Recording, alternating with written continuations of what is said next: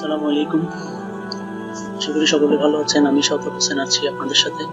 আজকে ভিডিওটার মেইন টপিকটা হচ্ছে কি, আমি ওয়েবলি সিএমএস নিয়ে একটু কথা বলবো।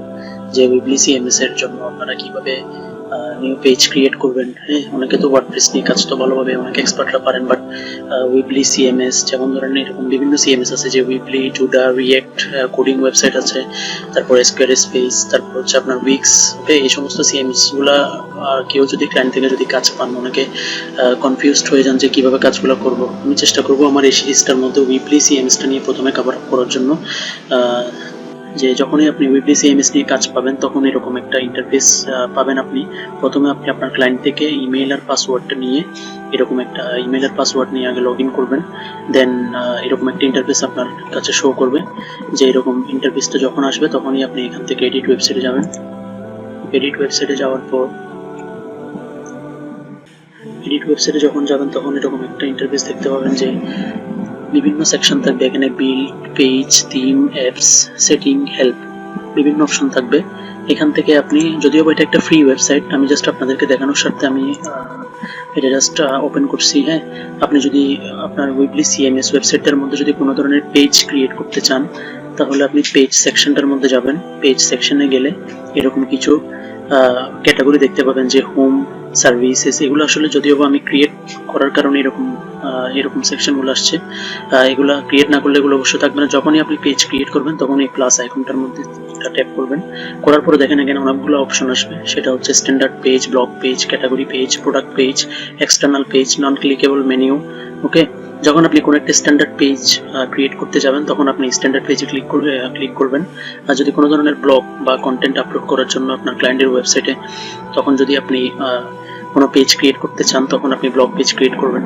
আর ক্যাটাগরি পেজ যদি আপনার কোনো একটা ই কমার্স ওয়েবসাইট বেসড হয়, বা কোনো ধরনের ক্যাটাগরি পেজ যদি আপনি ক্রিয়েট করতে চান, তখন আপনি ক্যাটাগরি পেজে ক্লিক করে এই ধরনের পেজটা ক্রিয়েট করবেন। হ্যাঁ, আর যদি আপনার কাছে কোনো ধরনের যদি ই কমার্স ওয়েবসাইট থাকে, আপনার প্রোডাক্ট যদি আপলোড করতে চান, তাহলে এই প্রোডাক্ট পেজের মধ্যে ক্লিক করে আপনি পেজটা আপলোড করবেন, পেজটা ক্রিয়েট করতে পারেন। হ্যাঁ, আমি জাস্ট আজকে আপনাকে একটা ব্লগ পেজ ক্রিয়েট করে দেখাবো। যদিও আমি এখানে অনেকগুলো পেজ ক্রিয়েট করেছি, তারপর আমি আজকে জাস্ট আপনাদেরকে দেখানোর সাথে একটা ক্রিয়েট করছি। ব্লগ পেজে ট্যাপ করবেন। ট্যাপ করার পর আপনার ইচ্ছা মতো যে কোনো একটা নাম রাখবেন। এটা অবশ্যই আপনারা ক্লায়েন্ট থেকে জেনে নেবেন যে ক্লায়েন্ট কি নাম দিয়ে পেজটা রাখতে চাচ্ছে বা ক্রিয়েট করতে চাচ্ছে।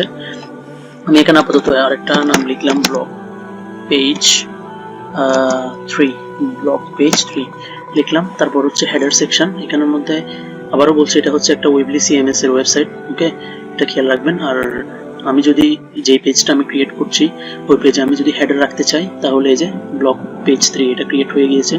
আমি যদি হেডার রাখতে চাই, তাহলে এখানে হেডারে ক্লিক করবেন। হেডারে ক্লিক করার পর এরকম একটা আপনি হেডার দেখতে পাবেন। হ্যাঁ, আর যদি আপনি চান যে কোনো ধরনের হেডার থাকবে না, নো হেডার, তখন আপনি নো হেডারে ক্লিক করবেন। তখন দেখেন আপনি এখানের মধ্যে কোনো ধরনের হেডার দেখতে পাবেন না।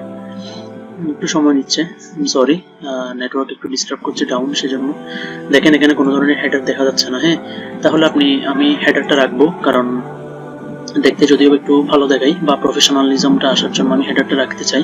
হেডারটা রাখলাম। এখন আপনি যদি ওই ভিজিবিলিটি আছে, যে পেজটা আপনি ক্রিয়েট করবেন, ওইটা আপনি পাবলিক রাখবেন কিনা, বা ওই পেজটাতে কেউ এন্টার করার আগে কোনো ধরনের পাসওয়ার্ড আপনি সেট করতে চাচ্ছেন কিনা, ওখান থেকে করতে পারবেন। হ্যাঁ, তারপর এবার আমি যদি বলি, এই পেজটা আপনি যদি কোনো ধরনের, অবশ্যই পেজের যারা এসইও এক্সপার্ট আছেন তারা ভালো করতে পারেন, যে যদি পেজের তো অবশ্যই এসইও করতে হবে, তখন এসইও সেটিং এর মধ্যে ক্লিক করে আপনি বিভিন্ন ধরনের পেজের টাইটেল কি হবে, আপনার টার্গেটেড কিওয়ার্ড দিয়ে পেজের টাইটেল ক্রিয়েট করবেন।